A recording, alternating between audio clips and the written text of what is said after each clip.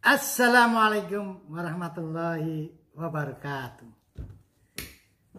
Salam wangi Indonesia Jaya. Masih tetap bersama saya, Pangudin Copacabana Parfum Gresik. Saudaraku, hari ini kita akan bicara mengulas sejenak tentang berbisnis parfum refill dan sedikit mengulas tentang banyak pertanyaan-pertanyaan daripada para pemirsa di channel saya. Oke, kita bicara sesuai harus mengalir aja ya, tanpa ada konsep, tanpa ada apa. Beberapa hari yang lalu saya ditelepon oleh pemirsa saya, dia bertanya, "Bang, bagaimana komposisi alkohol, bibit parfum, sol, dan yang lain?" Sudah banyak, sudah sering saya perjelas di konten-konten yang lalu, tapi selalu aja masih banyak pertanyaan-pertanyaan tentang bagaimana mengkomposisikan atau bagaimana tentang formulasi. Sampai saya berpikir ini orang hanya melihat satu konten atau sudah berulang-ulang konten, kok masih pertanyaan yang sama. Dan pertanyaan ini adalah pertanyaan klasik atau pertanyaan yang memang berumur panjang dari dulu. Setiap orang ingin tahu bagaimana komposisi membuat parfum yang bagus dan baik. Itu wajar dan sangat wajar. Cuma kadang kalanya kan kita tidak mengerti sejauh apa yang bertanya mengerti tentang apa yang ditanyakan. Yang saya pancing, saya coba bertanya, apa yang Anda ditanyakan? Ini saya pakai biasa komposisi bibit parfum 10 mili, sol 5 mili, absolut 10 mili, aquadenat 5 mili, fixatif 3 mili, atau yang lain. Saya tanyakan, mohon maaf saya bertanya, apakah Anda masing-masing mengerti tentang komposisi yang Anda bikin? Ya pokoknya begitu. Nah ini saya bingung bertanya. Ini kalau sudah ada dikatakan pokoknya, berarti orang ini hanya memakan mentah apa yang dia tahu.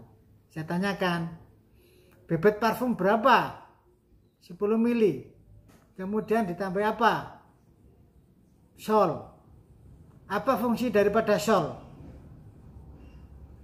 Supaya memperbanyak kuantiti. Kenapa harus memperbanyak kuantiti? Ya pokoknya seperti itu. Oke, kita ambil contoh. Ada bikin botol berapa mili? 30 mili. Oke.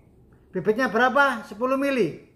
Solnya berapa? 5 mili. Yang lain absolut 5 mili, DPG, aquadenat 3 mili, fixatif 2 mili. Oke ya. Sekarang sol 5 mili. Sol itu fungsinya itu untuk apa? Untuk memperbanyak kuantiti. Bagaimana memperbanyak kuantiti? Padahal kuantiti dalam botol 30 mili ya 30 mili.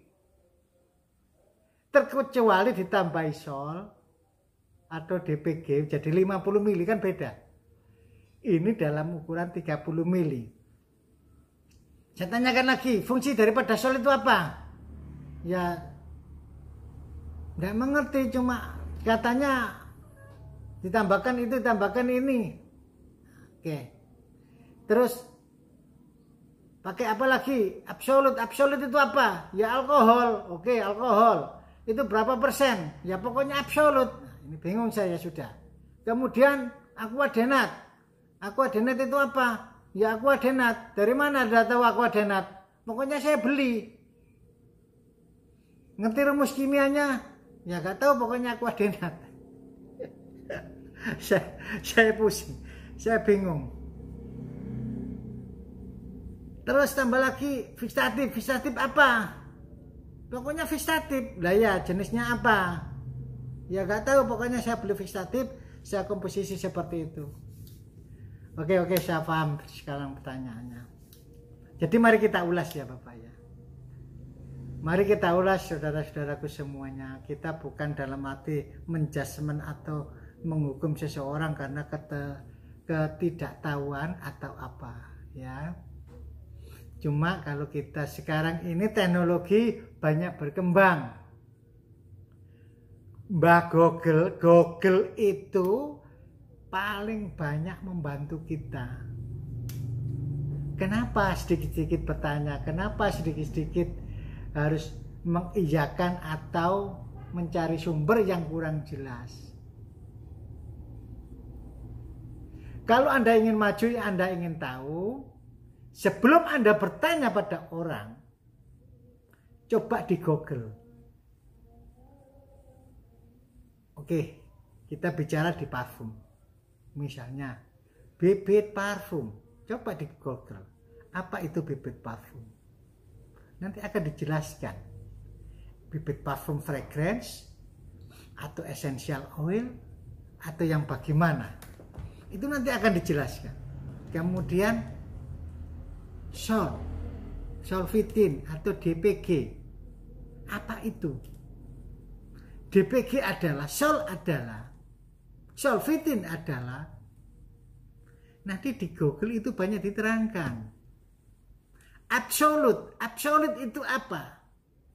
Coba tanya di Google. Dari sekian banyak pertanyaan dan jawaban yang ada di Google, Anda rangkum, Anda catat. Kemudian Anda cari referensi lain. Anda belajar buku-buku yang lain. Setelah mentok sudah mengetahui, kalaupun Anda tidak jelas, tanyakan pada ahlinya. Tanyakan pada yang mempunyai kompetensi di bidang itu. Baru jawabnya enak. Supaya menyambung satu arah. Dari dua arah yang berbeda ini bisa menyambung. Tapi kalau kayak seperti saya menjawab pertanyaan tapi yang bertanya tidak mengerti bahan apa itu apa, kan jadi panjang, kan ya repot. Nanti saya terangkan, saya jawab secara ilmiahnya, secara eksaktanya, secara saintifiknya atau keilmuannya, nanti kurang paham, kurang bisa menerima. Bagaimana saya cara menjelaskan secara detail? Kan begitu. Tapi kalau pemahaman bidang materi itu mengerti secara keilmuannya, kemudian ada yang kurang mengerti, ditanyakan, lah saya lebih mudah menjawab. Kan seperti itu. Seringkali pertanyaan-pertanyaan tentang seperti itu. Formulasi, komposisi yang terbaik atau apa-apa. Dan bisa saya garis bawahi, dari semua pertanyaan itu mereka maunya instan. Mereka maunya mengerti tanpa harus belajar. Mengerti hanya mengikuti polanya orang. Mereka mengikuti tanpa tahu dasarnya, tanpa tahu arti keilmuannya. Ini yang berbahaya. Banyak mereka atau pedagang-pedagang yang banyak disalahgunakan atau disalahartikan oleh pedagang-pedagang yang lain. Salah satu contoh fiksatif. Sudah sering kali saya utarakan. Untuk jenis fiksatif yang umum saat ini yang dijual oleh, nggak tahu, ya oleh pedagang lah. Itu kebanyakan adalah galaksolet, libelet, pentalet, yang mewakili daripada akot maski.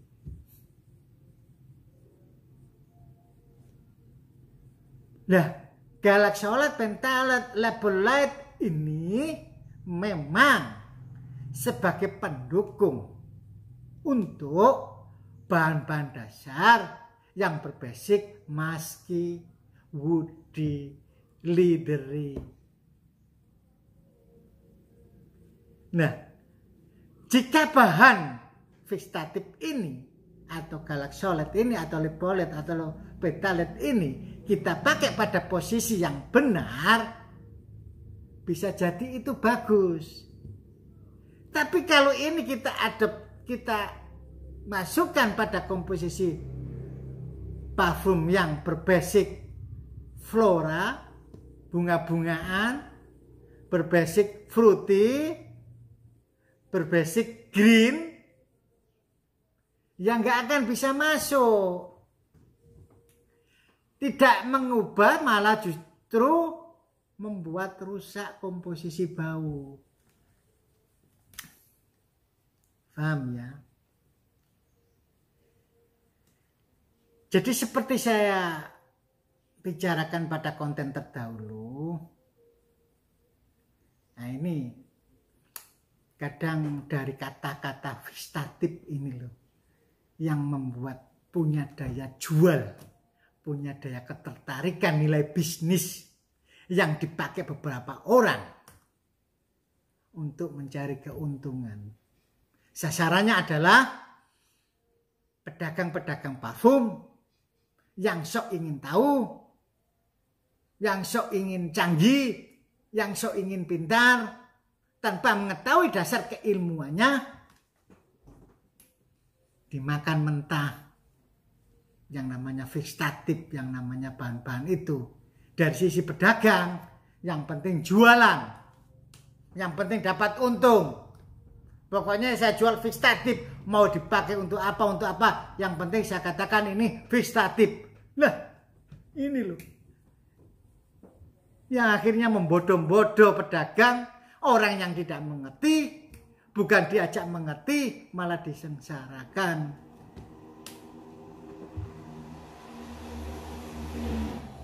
Kalau orang mengerti, lebih enak mengarahkannya. Kalau tidak mengerti, ya ini kasihan. Tolong ya, pedagang-pedagang itu diperjelas, diuraikan fixatif ini fungsinya apa, dan jenisnya apa, karakteristiknya apa.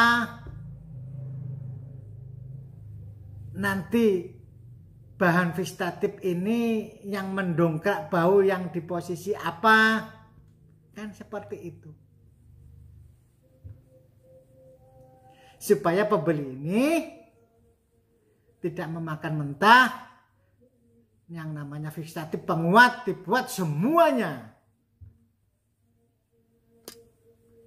Ya ibarat kata kita pernah terdahulu saya bicarakan dalam memasak, kita kasih roiko, penguat masakan, atau micin, menguat masakan. Untuk masakan yang berbahan apa? Yang bahan santan atau apa? Lah tiba-tiba kita bikin kolak, enak, maunya kita kasih fixatif apa? Kasih micin, kasih roiko, masuk akal enggak? Kemudian ada lagi kita mau bikin es campur.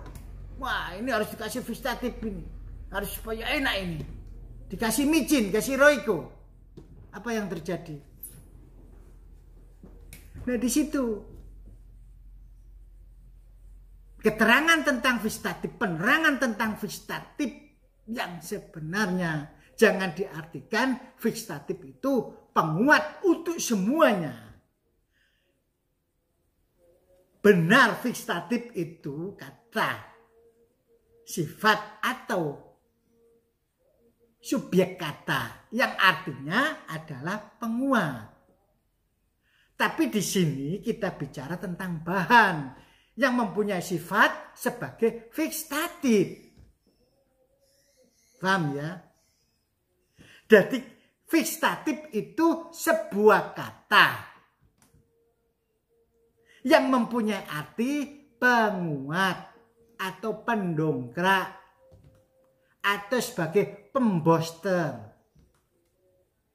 Itu kata, sebuah kata artinya seperti itu. Cuma ada bahan-bahan yang mempunyai sifat sebagai fixatif. Paham maksud saya ya? Misalnya galasolet, lepolet, pentalet, muskenon itu fixatif yang mempunyai karakteristik sebagai penguat yang dominan pada maski, amber, woody. Seperti itu. Paham? Jangan digunakan dipakai pada posisi misalnya green atau fruity. Yang dominan buah-buahan, lim, bergamot, passion fruit, melon. Kemudian dikasih fixatif yang jenisnya kayak galasolet atau apa. Ya gak akan bisa masuk. Misalnya floral yang dominan basically jasmine, rose, kemudian tuberose atau apa, dikasih fixatif galasolet atau yang sejenis itu, ya gak akan bisa masuk. Kalau floral itu fixatifnya mungkin bisa hedion, mungkin bisa orange blossom, ya, mungkin bisa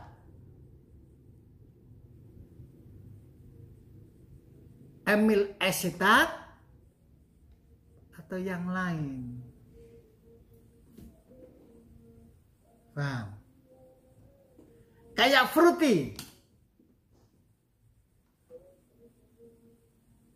Fixatifnya mungkin etil maltol, furanol atau yang apa. Jadi masing-masing bahan itu ada difungsikan tersendiri-sendiri. Bukan satu bahan untuk global daripada material atau bahan-bahan itu. Saya ulangi lagi supaya lebih jelas dan supaya menancap di alam bawah sadar kita, ya. Misal kita tahu ibu-ibu memasak, ya toh, ada masakan rawon, gulai, ada masakan rendang atau apa. Di situ dikasih kaldu ayam roiko atau micin. Nah, bahan kaldu ayam roiko atau micin ini difungsikan sebagai penguat rasa daripada masakan ini, sejenis gulai, rendang, rawon atau apa. Paham ya? Itu pakai penguat rasa micin atau roiko atau sasa atau yang apa.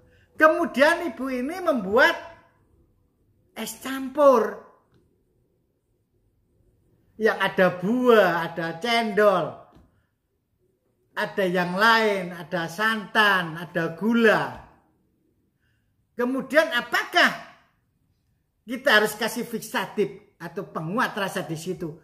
Diambilkan micin atau roiko. Masuk akal enggak? Ya hancur rasanya. Paham ya? Atau ibu-ibu bikin kolak. Ada kolak pisang, kolak kolang kaling, ya, kasih roti, kasih ketan atau apa, kasih pisang ya tuh. Wah, ini lebih enak lagi dikasih fixatif,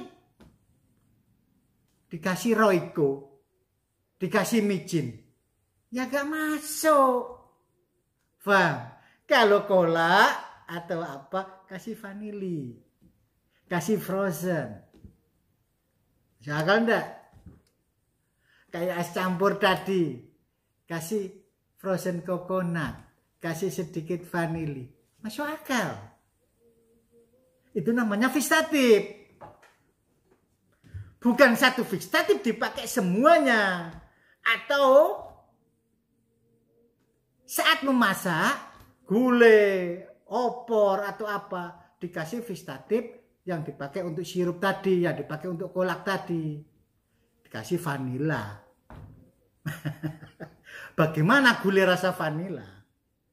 Masih akal? Logika ya? Oke. Dicamkan. Jangan disalahartikan. Fixatif itu kata sifat. Sebuah kata yang mempunyai arti penguat atau pemboosting. Dan kata ini berupa kata sifat. Sifatnya apa? Sebagai penguat.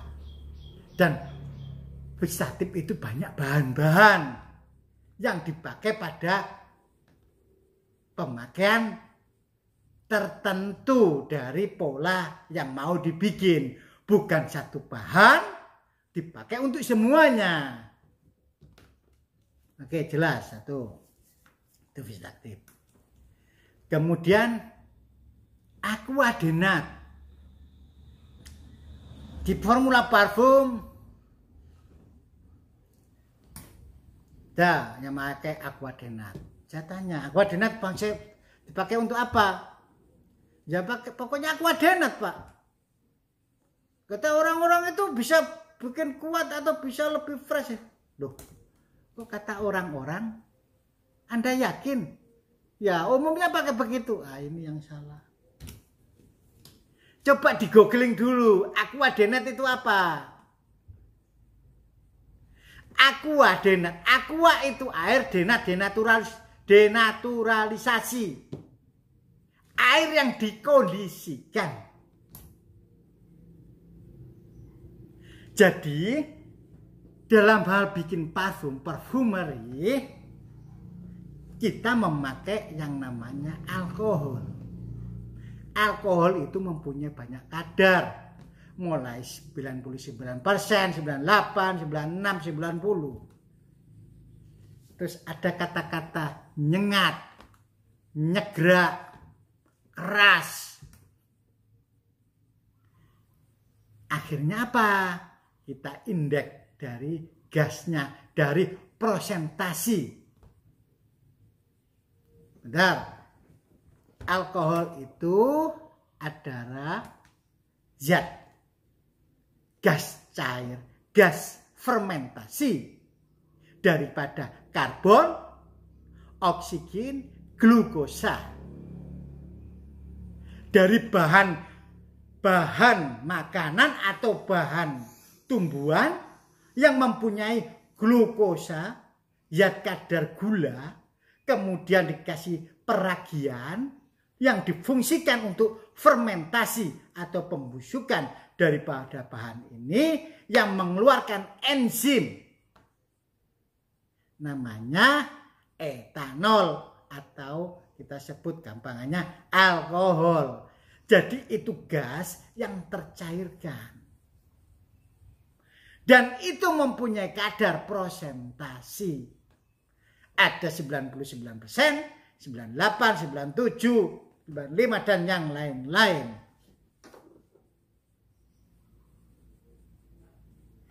Untuk membuat alkohol yang kita inginkan di komposisi bahan parfum kita, mungkin alkohol yang kita pakai itu 60% atau 70% atau 80% atau 90%. Untuk mengindeks daripada alkohol ini kita kasih aqua, air. Air yang bagaimana? Air yang didenaturalisasi untuk formulasi daripada alkohol ini. Sehingga dia tetap solvent. Tidak terjadi sumbrun atau pembakaran. Karena karbon daripada alkohol jika kena H2O akan terjadi panas, akan terjadi pembakaran, akan terjadi sumbrun. Akhirnya banyak sisa pembakaran atau terjadi keruh. Supaya tidak terjadi keruh dan tetap solvent mengikat atau emulsi, kita pakai aqua denaturalisasi atau aquadenat. Dan itu nanti disetel, diformula sesuai dengan kebutuhan alkohol yang mau kita bikin. Itu ada rumusnya. Suatu saat akan kita bahas, ya. Jadi kita melakukan atau mengerti suatu bahan materi harus tahu artinya masing-masing dan fungsinya masing-masing. Oke, aquadenat. Sekarang absolut. Nah, absolut itu apa? Absolut itu kalau di parfumeri adalah alkohol yang juga sudah dikomposisikan untuk kondisi tertentu. Biasanya di absolut itu mesti ada denatur. Absolut denat. Tidak absolut saja. Kalau absolut saja itu biasanya murni. Alkohol murni, etanol, alkohol absolut.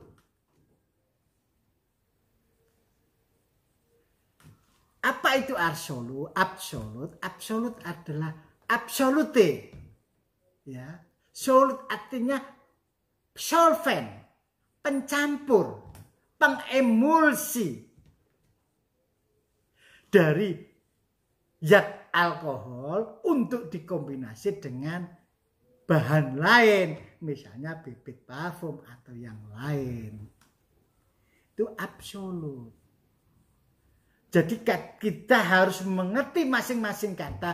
Jangan sampai kita ini dipermainkan dengan suatu kata yang seolah-olah kita dengar di telinga kita, wah.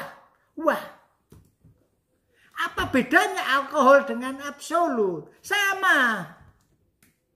Cuma kalau saya jual alkohol, mungkin penerimaan di telinga Anda kurang enak, kurang wah. Tapi kalau saya jual, ini saya punya absolut. Wah, absolut. Apa itu absolut? Wah, ini bagus ini, mahal ini. Padahal juga alkohol. Jangan kita dipermainkan dengan suatu kata-kata untuk unsur bisnis. Ya. Coba dicerna semua dari kata per kata. Supaya kita ini tidak mudah dibohongi. Jelas ya? Misal jadi, apa yang saya katakan? Absolut, jika murni, itu sama dengan alkohol atau etanol. Beda dengan metanol ya, ingat ya. Jangan samakan, kita tidak bicara tentang metanol di sini ya. Metanol tertutup di dunia parfum. Kita bicara tentang alkohol. Etanol. Absolute. Di parfum, supaya kita tidak bingung dan yang lain, kita biasa nyebut alkohol. Cuma yang namanya orang sok kepingin bergaya atau bergengsi, seolah-olah ingin diakui sebagai keilmuannya. Bukan ngomong alkohol, ngomong absolut.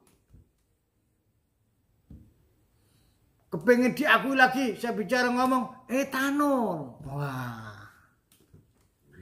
Padahal tiga kata ini sama. Kalau alkohol kita jual 30.000, absolut kita jual 45.000. Bahan yang sama. Alkohol sama-sama alkohol dibagi dua. Ini tak bilang alkohol, ini tak bilang absolut. Yang alkohol tak jual 30.000, yang absolut tak jual 45. Apa yang terjadi? Mereka pasti beli yang absolut. Nah, ini yang tidak benar.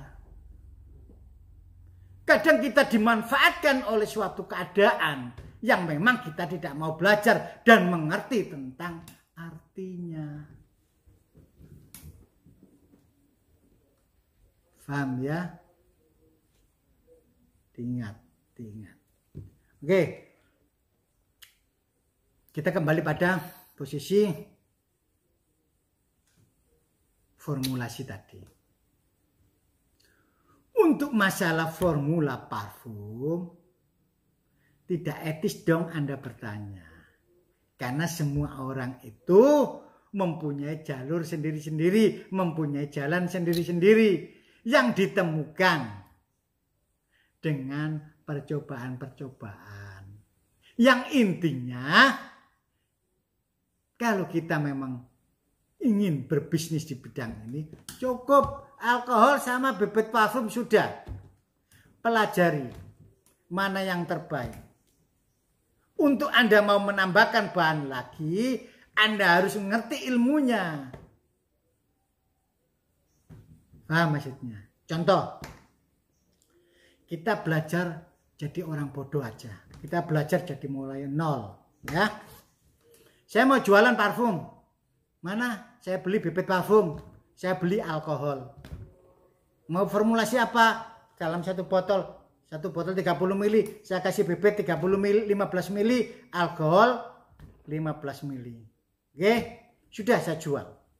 Jalan. Kemudian kita kumpul sama teman, kita membaca. Oh, itu kasih ono aquadenat. Wah, iya aquadenat. Apa itu aquadenat? Nah, jangan langsung beli.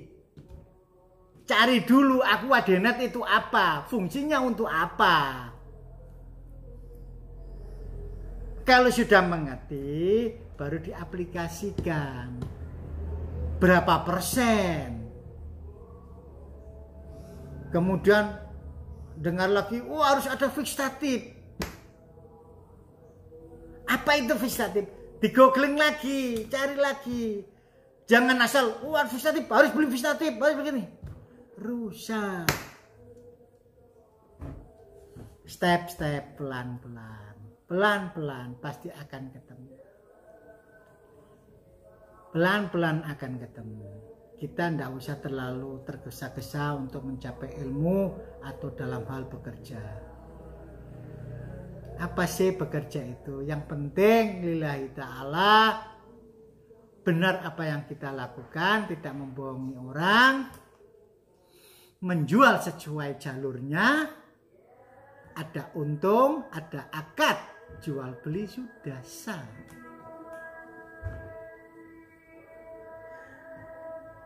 Tidak perlu harus berpikir jauh, harus pakai begini, harus formulasi ini. Akhirnya kita hanya thinking tok, hanya berpikir tok tanpa bekerja. Yang penting bekerja dulu, jualan dulu, sambil mencari ilmunya pelan-pelan. Oke. Tuh. Kita bicara ke topik yang lain ya. Itu tadi sudah cukup ya. Kalau kurang jelas, tanya di komen. Jangan di WA saya atau telepon saya. Komen saja cukup. Di YouTube. Ingat ya. Kita membahas permasalahan lain. Kenapa toko-toko refill ada yang tutup? Kenapa ya usaha saya kok tidak bisa maju? Kenapa ya saya bekerja seperti ini kok? Ya gitu-gitu aja. Oke saudaraku. Pertanyaan-pertanyaan yang seperti ini bersifat majemuk. Banyak jawaban dari sudut pandang yang mana. Semua pekerjaan tidak hanya di toko parfum atau toko refill atau sebagai kuli batu atau sebagai kantoran atau sebagai presiden direktur, semuanya mempunyai bobot tanggung jawab masing-masing. Semuanya mempunyai penghasilan atau pendapatan masing-masing sesuai kadar pekerjaan yang kita lalui.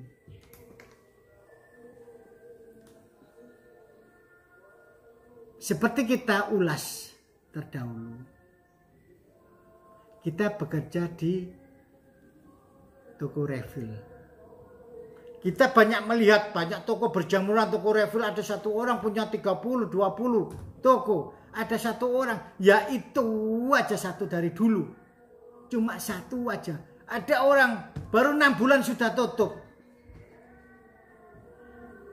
Kenapa mereka tidak berkaca pada orang yang sudah 20 tahun, 15 tahun, atau 10 tahun, tapi usahanya sudah berkembang dan punya banyak toko? Kenapa mereka yang baru punya 1 toko belum 1 tahun tutup? Ya toh? Kenapa orang sudah punya toko satu toko itu 10 tahun? Ya 1 toko itu saja. Banyak unsur yang harus dijawab.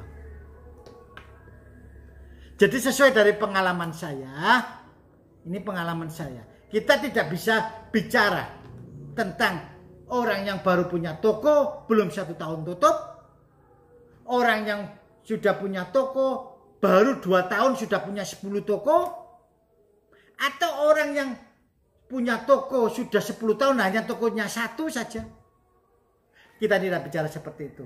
Saya bicara tentang sesuai pengalaman saya. Mohon maaf, sesuai pengalaman saya. Kalaupun itu nanti manfaat dan bisa berguna, silakan pakai.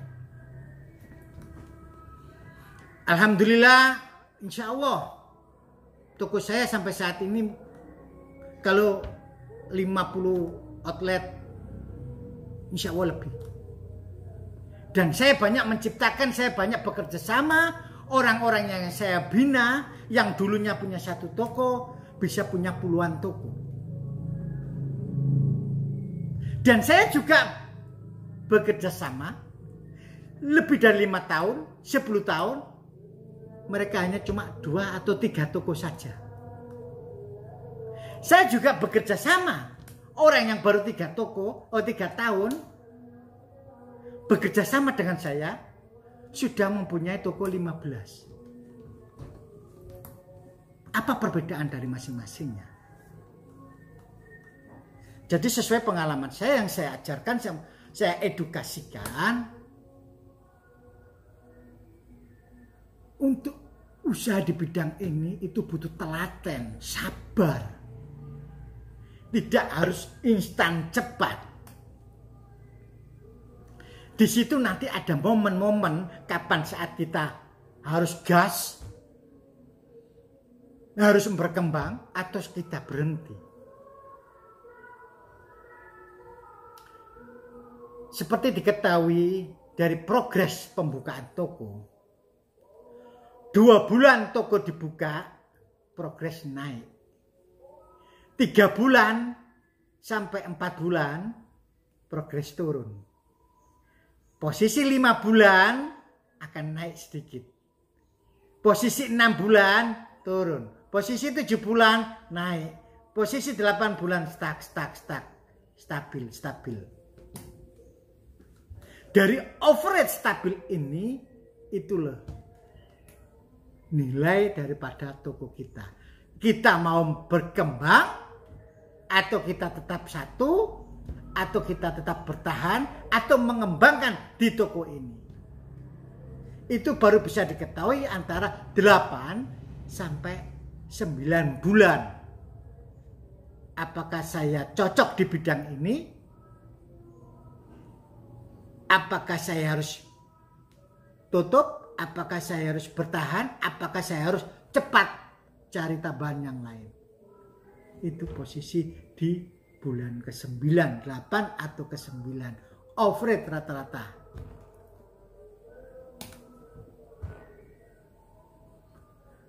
Jadi kenapa banyak toko belum 1 tahun sudah tutup? Ya itu tadi. Mungkin dia tidak bertahan. Dianggap toko parfum itu, wah untungnya banyak. Lalai dia. Akhirnya pelanggannya hilang, toko jarang masuk, jarang buka tutup. Pelanggan hilang, tambah lama tambah hilang, sudah tutup. Tapi mereka yang punya gigi, punya semangat, nggak peduli itu dapat penghasilan, tidak dapat penghasilan, toko itu tetap dibuka, melayani konsumen dengan baik, bersapa, bertutur santun, bermed sosial, menyapa, kasih hadiah konsumen dan yang akan terjadi kenaikan yang signifikan. Suatu usaha maju tidaknya itu tergantung pengelola. Tergantung pengelola. Mau cepat instan, mau cepat tutup, atau yang lain tergantung pengelola. Untuk pembahasan ini nanti akan kita bahas lebih rinci.